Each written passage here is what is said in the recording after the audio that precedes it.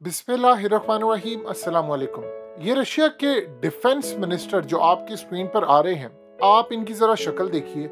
ये army chief के साथ बैठे हुए थे और इनके चेहरे की हवाइयाँ उड़ी हुई थी। देखिए, दुनिया में किसी भी जगह जब मामला इस तरह का हो तो हवाइयाँ उड़ती हैं। इन्होंने पुतिन को कहा है कि तमाम न्यूक्लियर इस वक्त स्टैंड बाय पर हैं, आपके सिर्फ ऑर्डर का इंतज़ार है और तमाम फोर्सेस इस वक्त मुकम्मल तौर पर हाई अलर्ट है और न्यूक्लियर हमला करने वाली जो पूरी टीम है वो भी मुकम्मल तौर पर हाई अलर्ट है। आपके सिर्फ ऑर्डर का इंतज़ार है, यानी आप ऑर्डर करें और उसके बाद आप कोड एक्सचेंज करें। उसके बाद जो प्रोसीजर होता है, तो जब आप कहेंगे हम एटमी हमले के लिए तैयार हैं।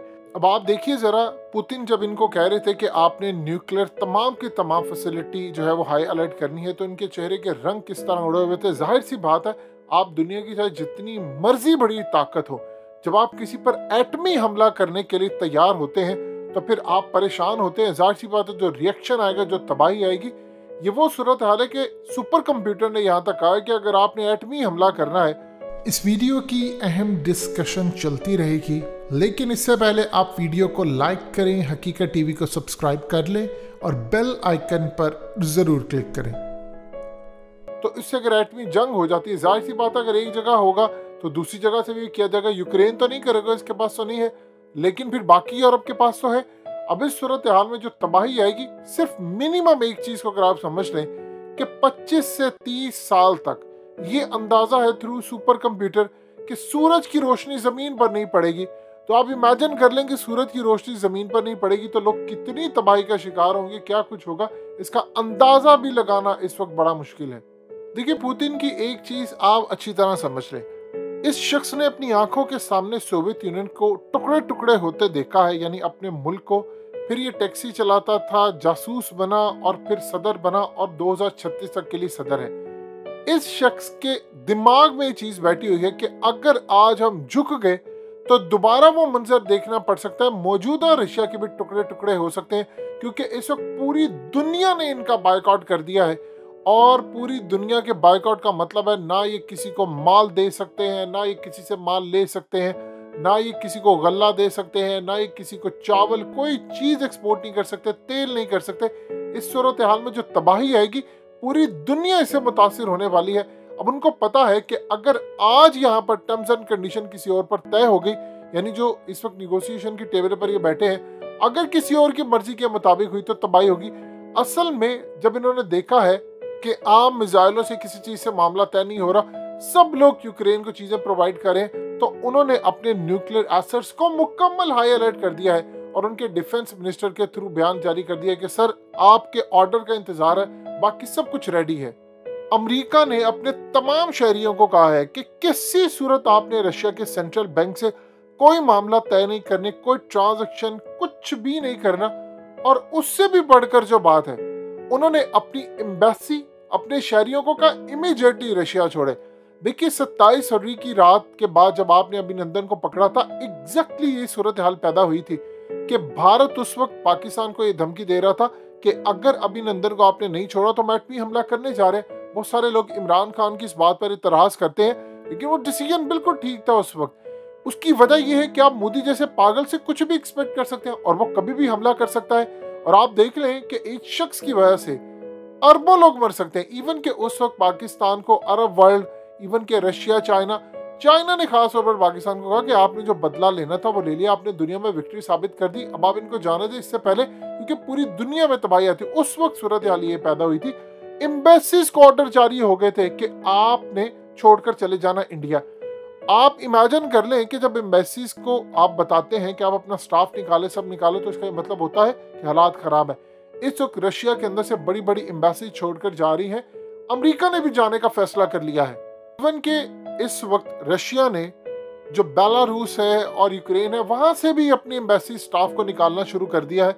और ये सूरत हाल तब खराब होती है जब उनको अंदाजा होता है कि कुछ तबाही होने जा रही है और हालात बहुत ज्यादा खराब है। आप देख रहे हैं कि यूक्रेन के इंटीरियर मिनिस्टर ने कहा है कि हम पर आकर रॉकेट अटैक किए हैं और बहुत सारे आम लोग भी इसमें मारे गए हैं।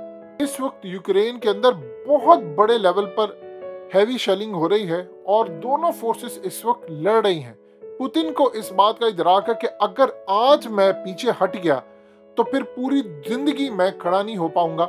जब आप देख लें कि पूरे यूरोप की इस वक्त स्टॉक मार्केट बुरी तरह क्रैश कर रही है। अब इवन ये इमेजिन कर लें कि आज जब रशियन करेंसी गिरी है तो उन्होंने पहले कहा कि कुछ घंटे के बाद जाकर स्टॉक मार्केट ओपन करेंगे, लेकिन आज उन्होंने फिर ऐलान किया मॉस्को स्टॉक एक्सचेंज इस वक्त मुकम्मल तौर पर बंद रहेगी और कोई उसके ओपन होने की चांस नहीं है। ये बड़ा रेयर होता है और इस सूरत हाल में लग्जमबर्ग ने भी कहा है कि हम एंटी टैंक वेपन्स इस वक्त यूक्रेन को भेज रहे हैं ताकि वो जंग में चलते रहें। और उन्होंने अपने तमाम के तमाम कैदी रिहा करना शुरू कर दिए, क्या मैदान के अंदर लड़े और इवन के रशिया के खिलाफ हर तरह के आपको हथियार देंगे, बस आपने लड़ाई करनी है। रशिया ने अपनी तमाम फोर्सेस की, एयरफोर्स हो, ग्राउंड फोर्सेस हो, हर तरह की फोर्सेस की, इवन के वो फोर्सेस जो कि न्यूक्लियर को देखती हैं, पूरे मामला देखती हैं, सबकी छुट्टियां इस वक्त मनसूख कर दी हैं और कहा है कि आपने तमाम की तमाम छुट्टियां छोड़कर इस वक्त हाजिर रहना और इस वक्त कोई उनके यहाँ घर नहीं जा रहा। यानी आप देख लें कि मुकम्मल तौर पर हाई अलर्ट है और बहुत सारे ने तो अपने घर वालों को कह दिया है कि शायद अब वो दोबारा मुलाकात ना हो पाए क्योंकि हालात इस तरफ जा रहे हैं।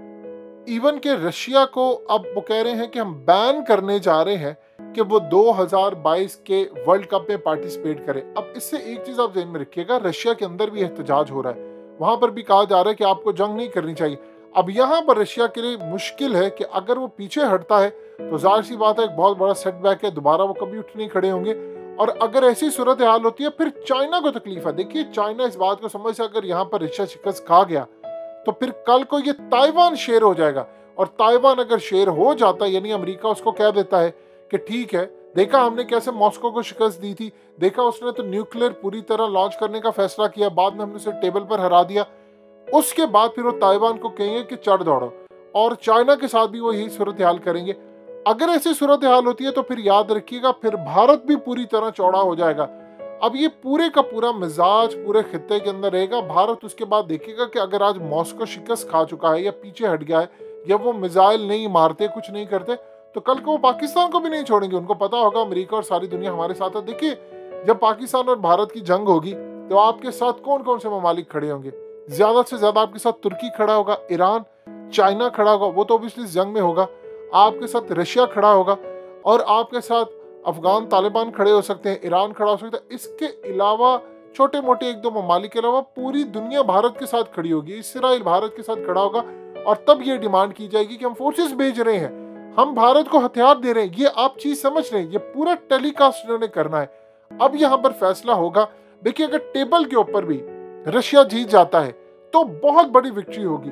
अगर रशिया हार जाता है तो फिर उसके असरात पाकिस्तान और चाइना के खिलाफ आएंगे। इवन कि ताइवान के अंदर इसके मामला बहुत ज्यादा खराब होंगे और चाइना के लिए बहुत बड़ी खतरे की घंटी बज गई है। इसलिए चाइना ने फैसला ये किया है कि वो रशिया को पूरी तरह बैक करेंगे। इसराइल इस पूरे खेल के अंदर कूद रहा है और वो चाह रहा है कि किसी तरह मैं पावर ब्रोकर बनकर उभरूं और यहाँ पर फैसला इसी तरह हो कि ये मामला इसराइल ने हल करवाया है, ना कि किसी और ने। सो अगली जो सूरत हाल है वो बड़ी टफ है। गुफ्तगू इस वक्त जारी है, टेबल टॉक जारी है और देखिए क्या मसले का हल निकलता है। लेकिन एक चीज है कि पुतिन किसी भी सूरत हार मानने वाला नहीं।